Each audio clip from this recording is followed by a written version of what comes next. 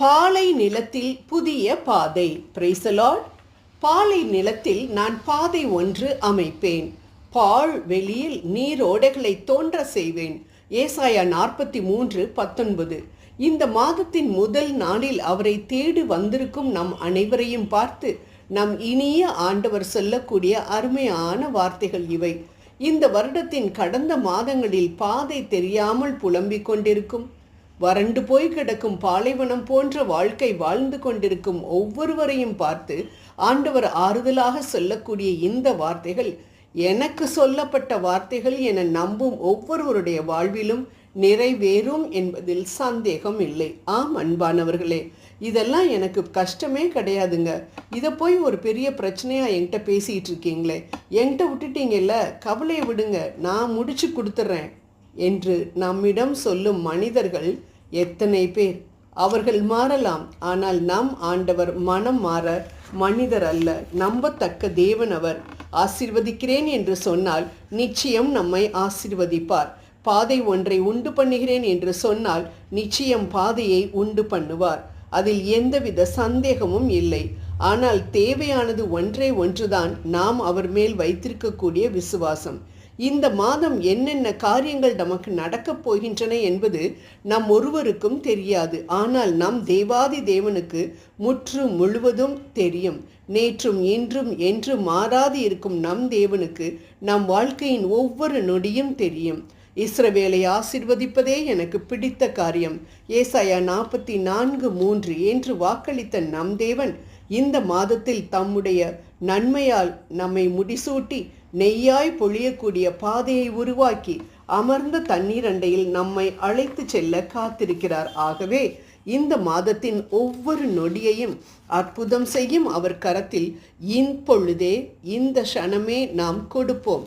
நீ விசுவசித்தால் தேவனுடைய மகிமையை காண்பாய் என்று சொன்ன நம் தேவன் நம்மிடம் எதிர்பார்ப்பது அவர் மேல் உள்ள நம்பிக்கையை மட்டும்தான். ஆகவே ஜெபம் செய்வோம். இறைவா, இது நாள் வரை பாதை தெரியாமல் தடுமாறி கொண்டிருக்கின்றேன் அப்பா. முன்னால் போனால் செங்கடல், பின்னால் திரும்பி விடலாம் என்றால் துரத்தி கொண்டு வரும் பார்வோனின் படைகள். எப்படி இந்த பிரச்சனையிலேருந்து தப்பிக்கிறதுனே எனக்கு தெரியலப்பா. எல்லா முயற்சியும் நான் எடுத்து பார்த்துட்டேன், ஆனால் எல்லாத்துலேயும் தோல்வி மேலே தோல்வி தான். ஆனால் நீங்கள் சொல்லியிருக்கிறீங்களே பாலை நிலத்தில் பாதை ஒன்றை அமைப்பேன்னு, அந்த வார்த்தைகளை முழுமையாக நான் நம்புகிறேன்ப்பா. நிச்சயம் நீங்கள் எனக்கு ஒரு விடுதலையை கொடுப்பீங்க, ஒரு பாதையை காமிப்பீங்கன்னு நான் நம்புகிறேன். என்னடா நீங்கள் சொல்லியிருக்கீங்க, பார்வையற்றோரை அவர்கள் அறியாத வழியிலே நடத்தி அவர்களுக்கு தெரியாத பாதைகளில் அவர்களை அழைத்து கொண்டு வந்து அவர்களுக்கு முன்பாக இருளை வெளிச்சமும் கோணலை செவ்வையும் ஆக்குவேன். இந்த காரியங்களை நான் அவர்களுக்கு செய்து அவர்களை கைவிடாதிருப்பேன் என ஏசாயா 42:16 நீங்கள் தான் சொல்லியிருக்கீங்க.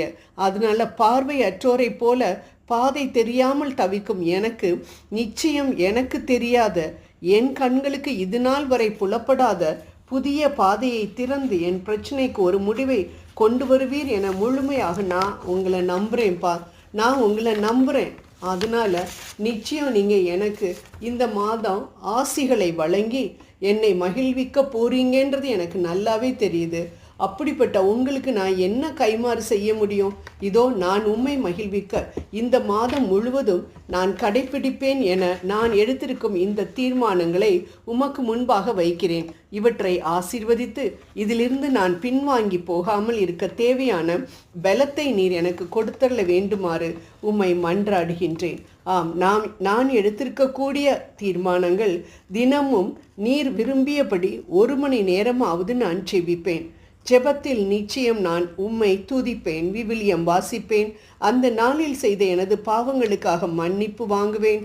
அந்நாளில் ஆண்டவராகிய நீர் எனக்கு செய்த நன்மைகளுக்காக நன்றி கூறுவேன். மற்றவர்களின் தேவைகளுக்காக மன்றாடுவேன்.